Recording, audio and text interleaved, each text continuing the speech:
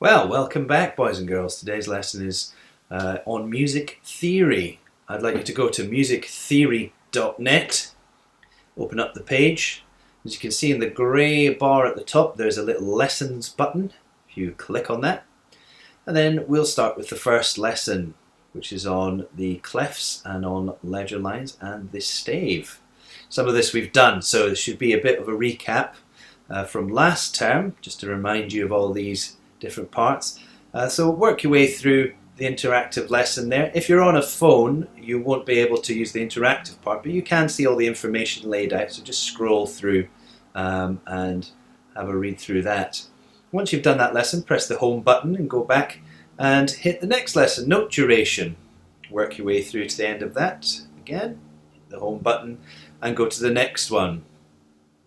Work your way through each of these individual lessons right the way down until you get to the one on accidentals.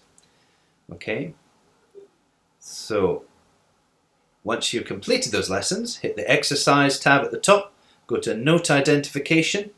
You're going to want to go up to the little gear tab in the top right there, little button there, and make sure that the accidentals button is off.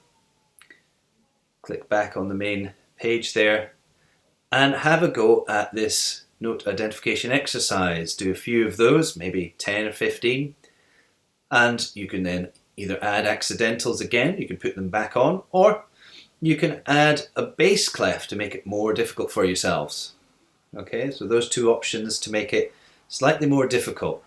And then I'd like you to do at least 20 questions on the more difficult setting. Okay, whether you choose bass clef, whether you choose to add accidentals, I don't mind, or you could do both. That's absolutely fine. And that is the task for today.